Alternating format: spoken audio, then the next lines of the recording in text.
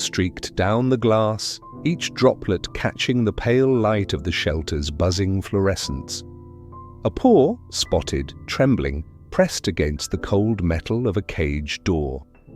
Beyond the bars, a shelter worker moved slowly down the aisle, clipboard in hand, stopping at the cage with the red tag, "Euthanasia, tomorrow." Inside, the young bobcat lowered her head, the amber in her eyes dimming as though she understood. Boots squeaked on wet linoleum. A voice, small, urgent, cut through the hollow air.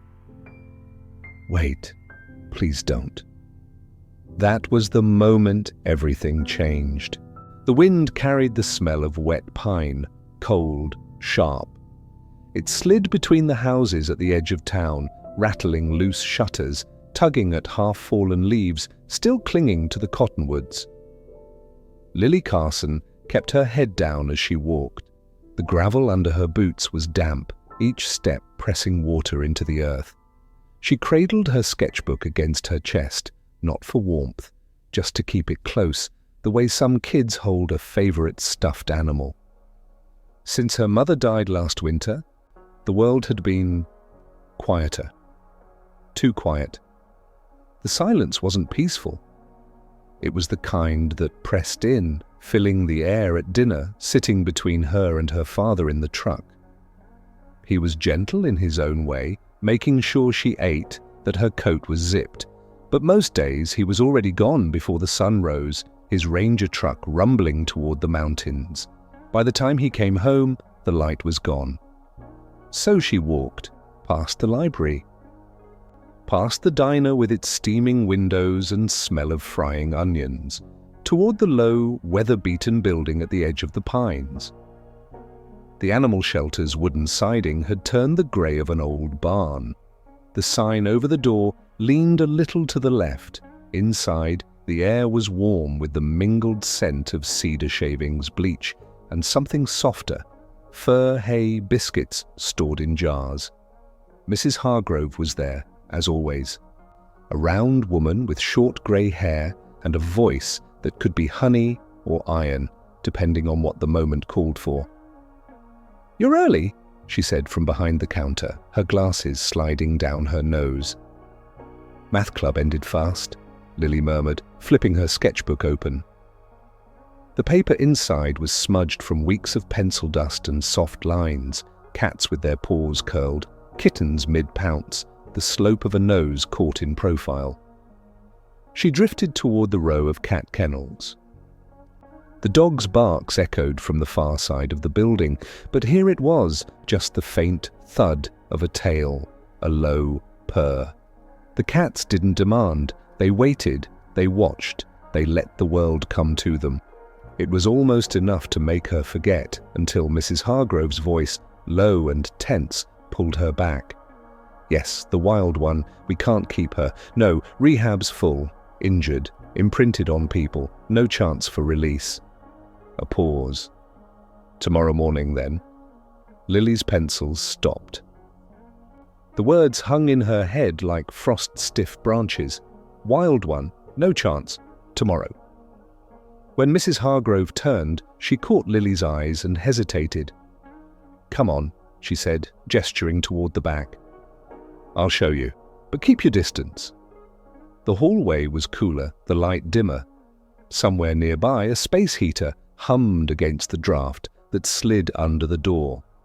The smell changed too, more metallic, more wild. At the last door, Mrs. Hargrove slid a heavy key into the lock. "Caught her out near Cedar Ridge," she said. "Chicken coop raid. Hurt her paw. This isn't a house cat, Lily. She's wild." The door opened. At first, Lily saw only shadows. Then the shadows breathed, shifted. A lithe body crouched low, muscles bunched under tawny gold fur marked with faint rosettes. A short tail twitched, quick and sharp.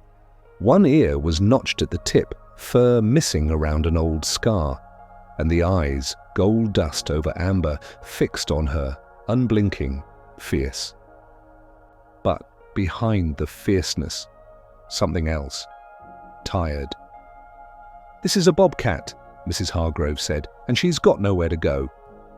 The animal shifted its weight, keeping one paw slightly lifted, the white of a clean bandage just visible. Lily stepped closer, the smell of damp straw and cold air drifting toward her. "She's going to rehab, right?"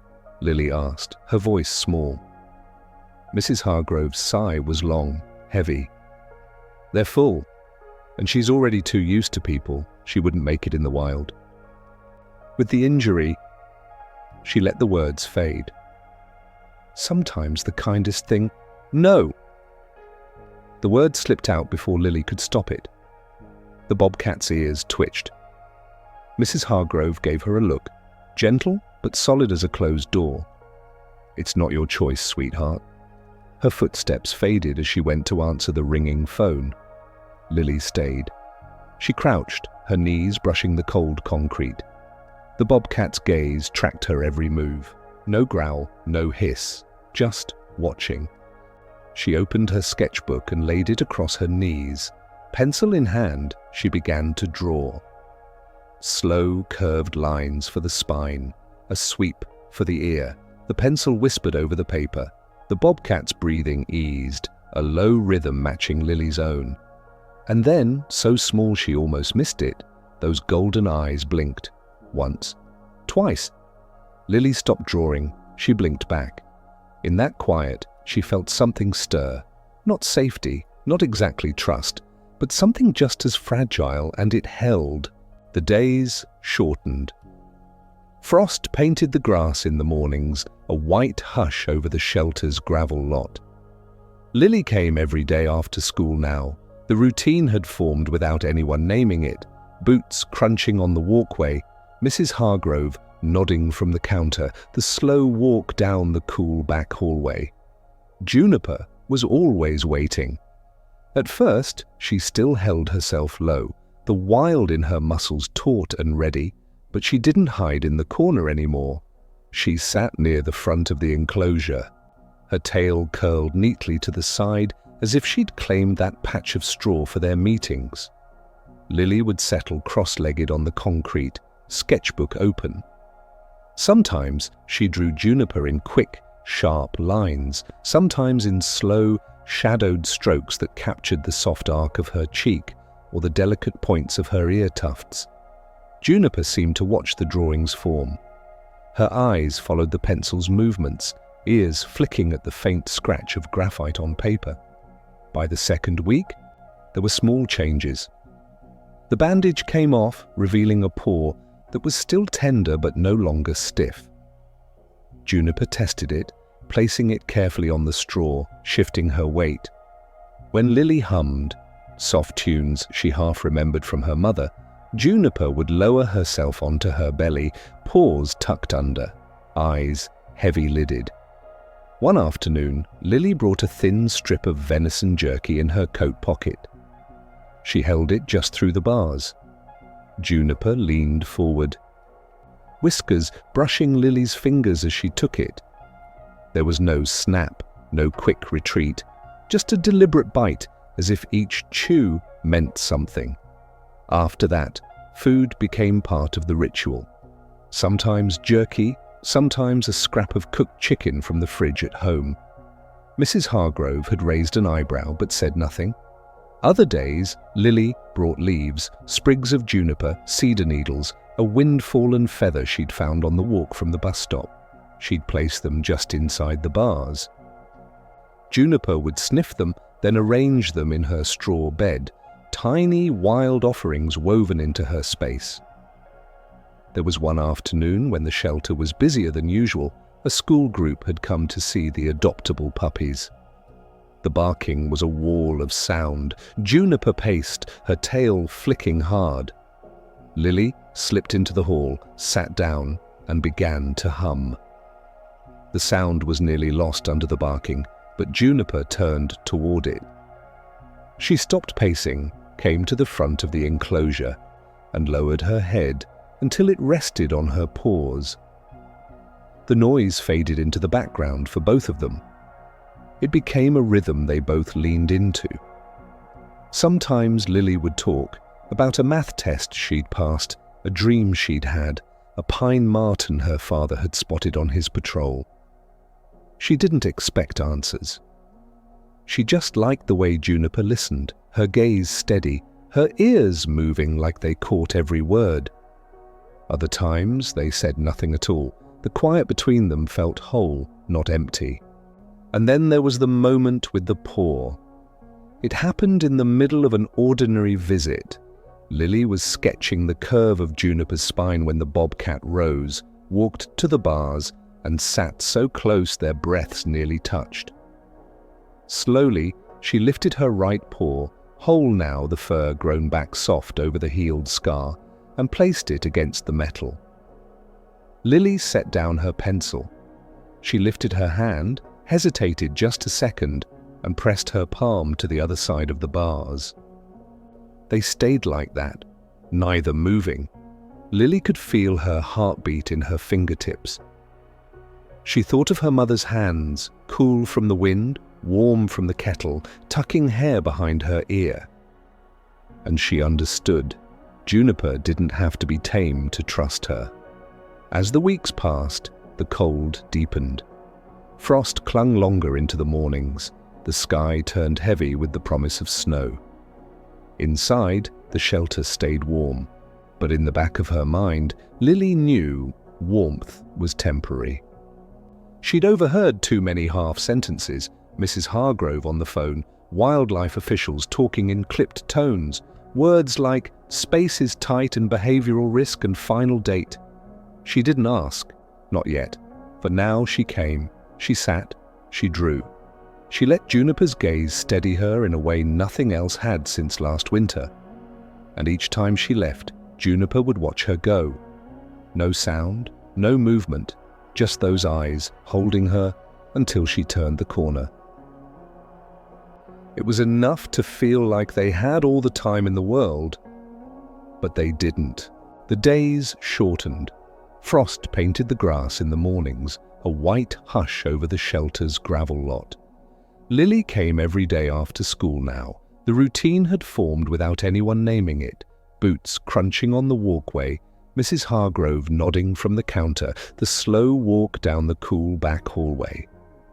Juniper was always waiting. At first, she still held herself low, the wild in her muscles taut and ready, but she didn't hide in the corner anymore.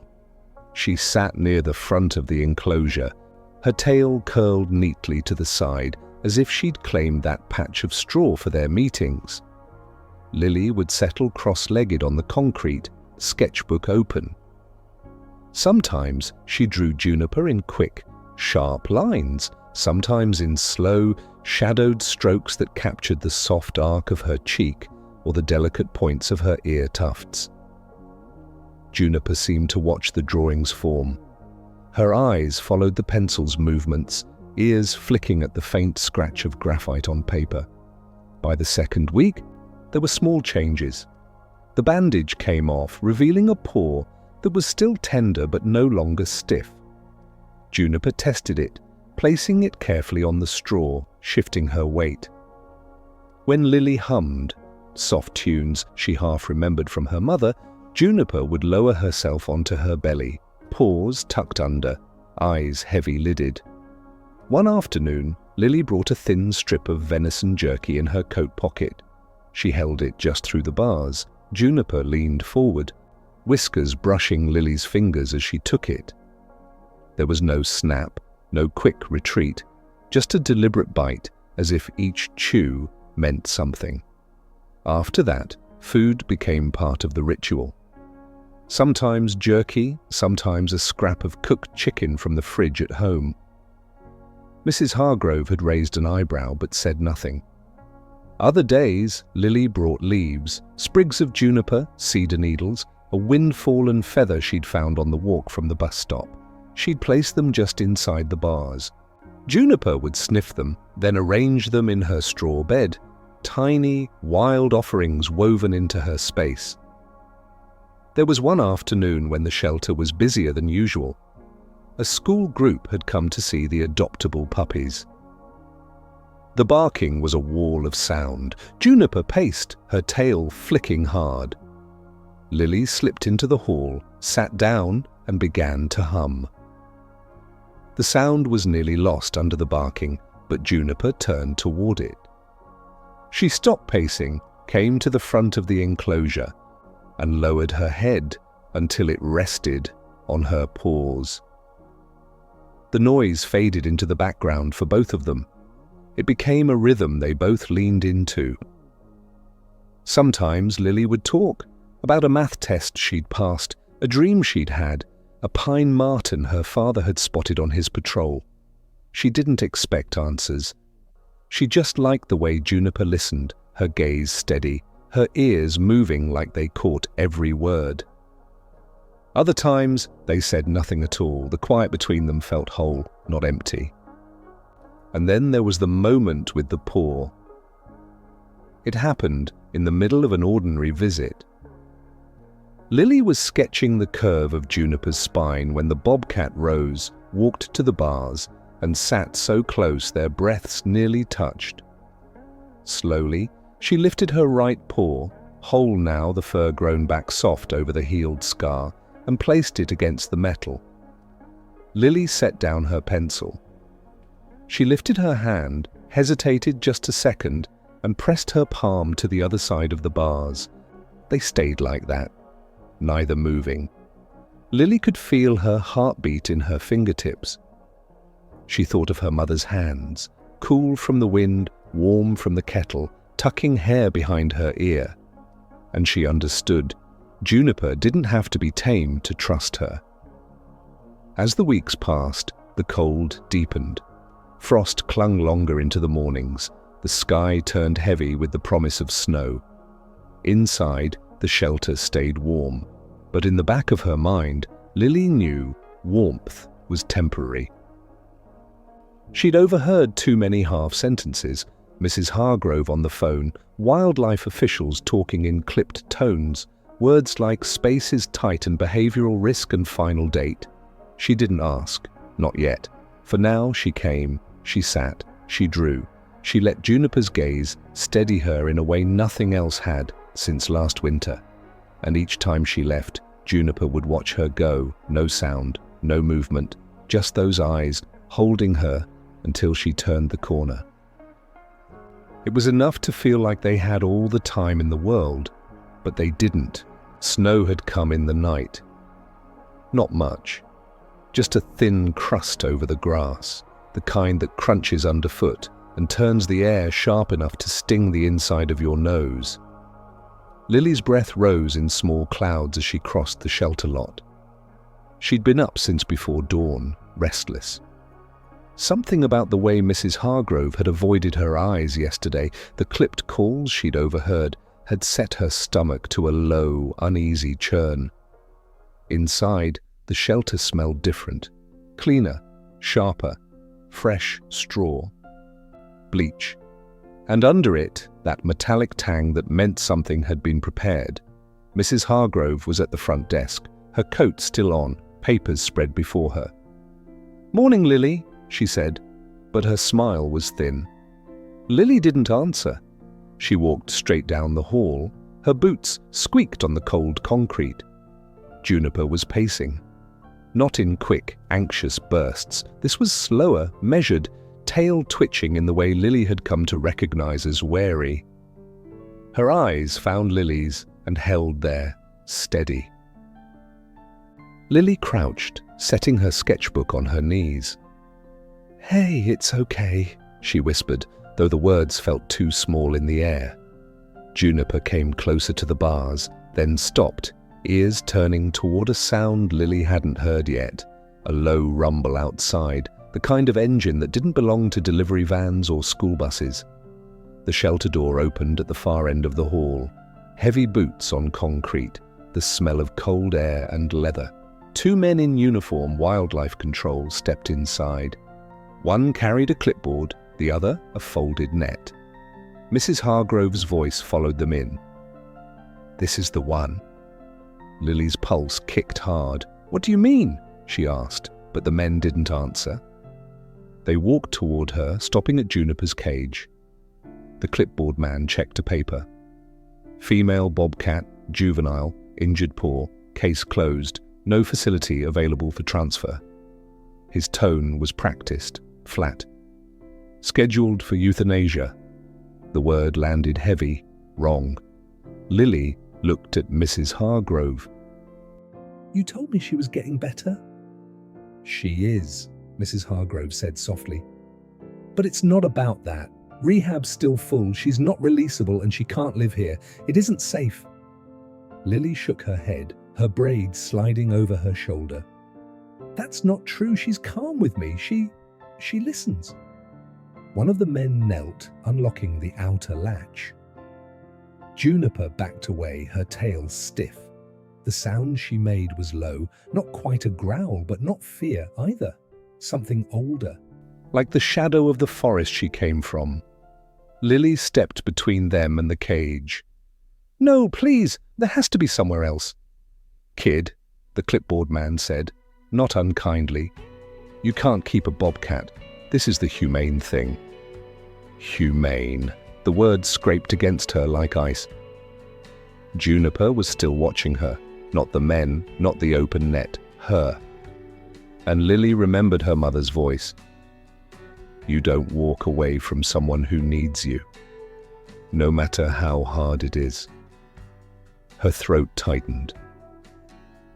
"Wait," she said, turning to Mrs. Hargrove. "Can I call my dad? Just give me 10 minutes.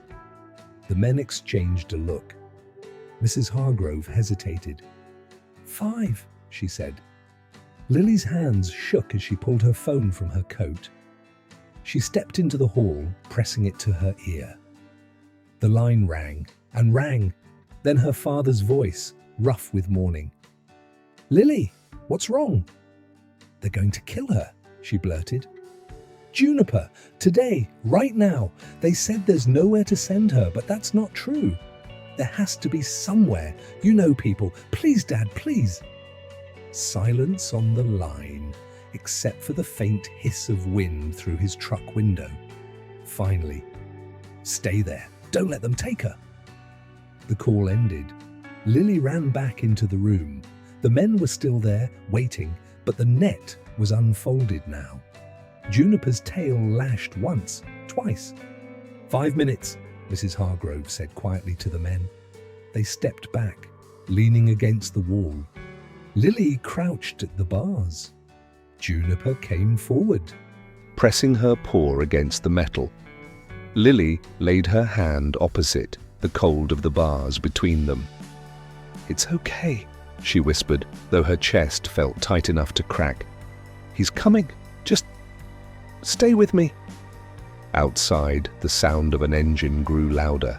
Tires on gravel. The men straightened. Then the door swung open, and her father was there, his ranger jacket still dusted with snow, phone pressed to his ear. "I've got a contact at Clearwater Wildlife," he told Mrs. Hargrove.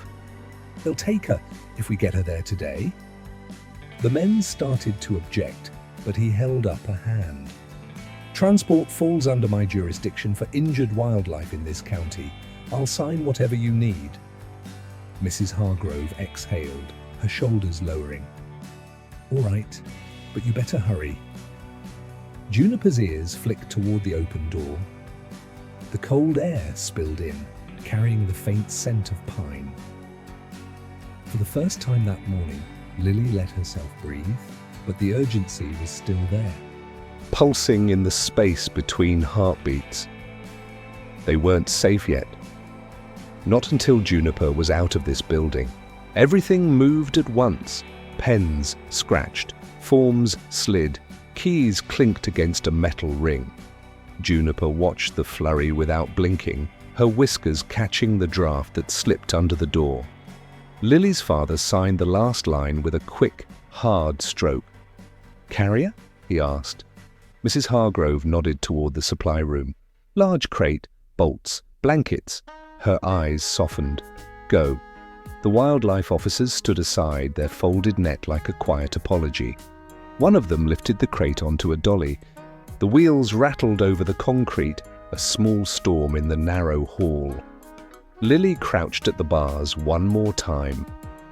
"It's just a ride," she whispered. "Pines, open air, you'll hear the wind in the needles." Juniper's ear turned toward her voice. Then she rose, step by cautious step, until her nose met the gate. The officers moved with the slow care of people who know what fear can do to muscle and claw. A curtain of canvas. A hush. The door swung.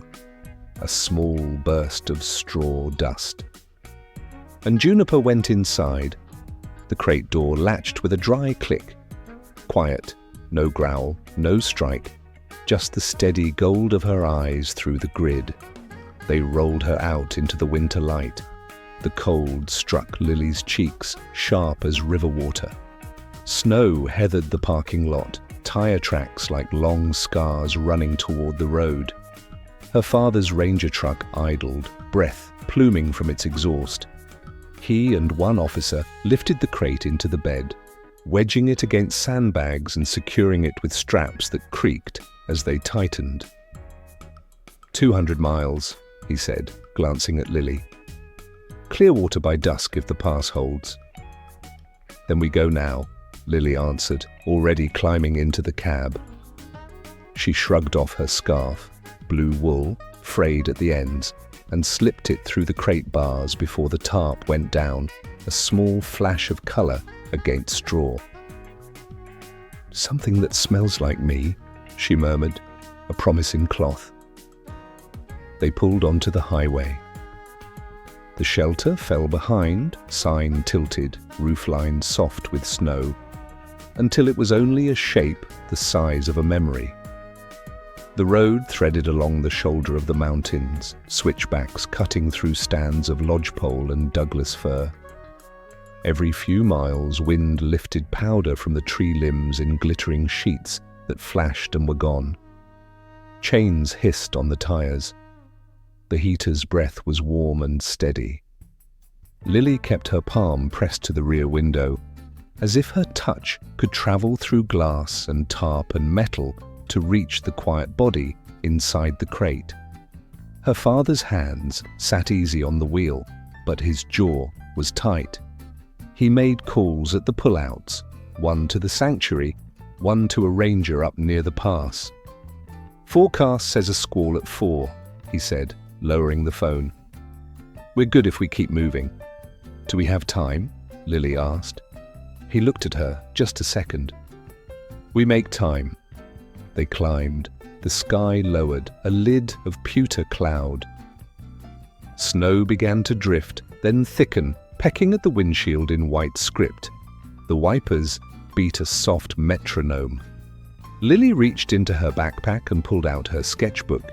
She opened to the first drawing of Juniper, the lines shaky, the ear too long, then to later pages where the strokes grew sure. She propped the book on her knees and began another, the suggestion of a crate grid, the curve of a cheek framed by shadow, a pencil whispering a path through worry. At the next turnout, her father eased to a stop.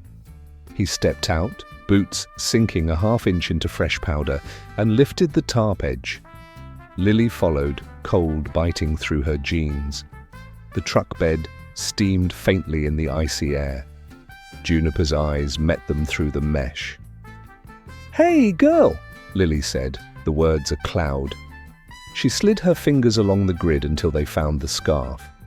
It was warm where it touched her paw pads. Juniper breathed against the wool, once, twice. Her whiskers trembled. The wind cut across the lot and set the pines to whispering. Somewhere below, water moved under ice, sound more felt than heard. They covered the crate and drove on. The pass narrowed, guardrail a thin silver line between road and white space. The truck shuddered as a gust pushed against it. For a moment, the tires hummed over ice so clean it made no sound at all, and then the chains found bite again. Lily's father kept his voice low, steady. Stories from when Lily was small. Tracks he'd followed after a fresh snow.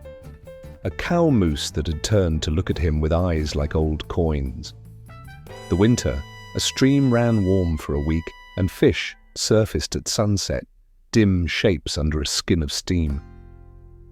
He wasn't talking to fill time. He was laying down a rhythm, an even breath for both of them to match. And then, as quickly as it had thickened, the snow lifted. The clouds thinned. A pale bar of late afternoon light opened above the western ridge. "There," he said. He pointed. Clearwater sat in a shallow bowl of timber and meadow, the buildings the colour of bark, roofs pitched to shed the weight of January. A tall fence curved away into trees, not a prison's straight line, but a circle that followed the land.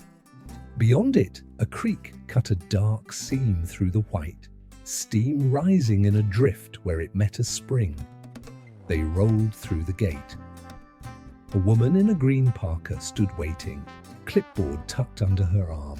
Her hair was braided the same practical way Lily's was. "Ray Thompson," she said, voice low, smile quick. "You made good time." She lifted the tarp, peered in, then softened. "Hello, love."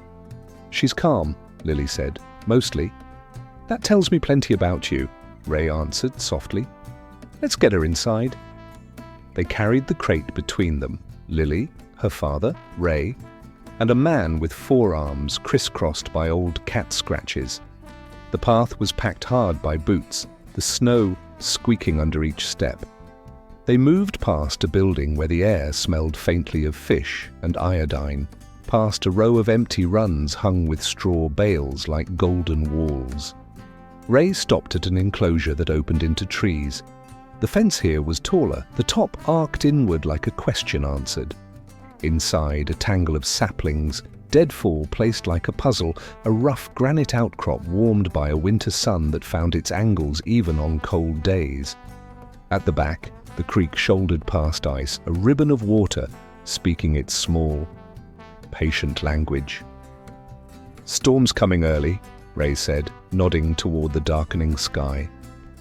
"We'll keep it gentle." They set the crate just inside the gate. Ray crouched, fingers quick on the bolts. "We'll step back," she said. "Let her choose." Silence thickened, a good silence. The door lifted, nothing at first. Then the faint sound of straw shifting, a paw, careful, another. The triangle of a face, ears forward, tasting the air. Juniper stepped out. Not a leap, not a rush. A measured passage from shadow to light. She paused, front paws rooted, back paws still on the crate's threshold, as if keeping a hinge on two worlds. Wind moved through the enclosure and brought her a braid of scents, cedar, water, deer the color of dusk. She lowered her head. The short tail flicked once. Behind her, the crate no longer looked like a trap. It looked like a bridge they had carried across winter. Lily felt the breath leave her chest in one long, shaking line. She wanted to call the name she'd given, to anchor it in the air here. But the moment didn't belong to names. Juniper took another step. Snow squeaked, claws clicked softly on the buried stones. She went to the creek, where a mat of ice had thinned to lace, and drank. Water beaded on the fur of her chin. Ray's hand found Lily's shoulder, light as a leaf. Lily raised her palm toward the fence, not touching, only level with Juniper's ribs from where she stood. The scarf knot rested against her wrist, blue wool holding the heat of a day spent hoping. Juniper lifted her head and looked back, not to ask, not to thank, to mark. For the first time in months, Lily didn't feel the pull to reach through the bars. She felt the push to let go. Ray swung the outer gate, metal kissing metal with a hollow ring that carried into the trees and faded into needles and sky. The latch settled. For the first time, the gate closed behind her. And it wasn't a cage. The sun was sinking low when they reached the ridge. A thin mist hung in the hollows, blurring the line between earth and sky. Lily knelt in the frost-tipped grass, her breath slow, her hands warm beneath Juniper's paws. The bobcat had grown stronger, muscle-filled where ribs once showed, her fur thick against the winter air. Yet her eyes held that same golden stillness, as if she carried the memory of every shadow she'd walked through. They had made the trip together many times now. The refuge had given Juniper room, wild room, beyond chain link and concrete floors. Lily had been given something too, though she couldn't name it. A steadiness.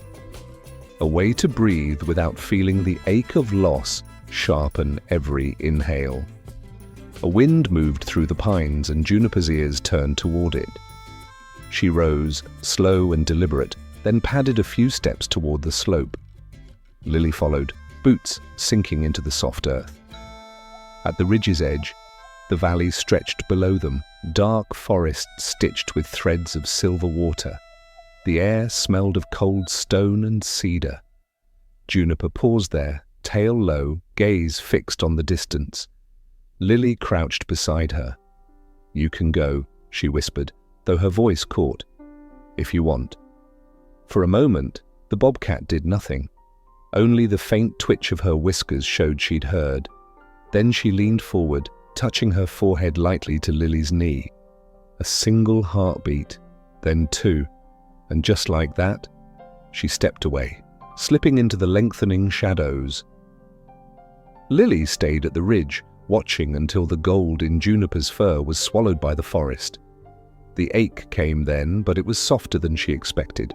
Less a wound, more a hollow she could live with. Somewhere down there, Juniper would move again under a wild sky. Hunt, sleep in the cradle of roots, wake to snowlight. Lily stood, pulling her scarf tighter.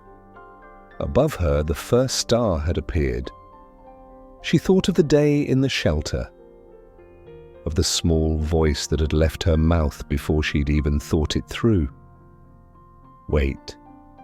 Please don't. She had been speaking to them then, but maybe she'd been speaking to herself too. Don't let go too soon.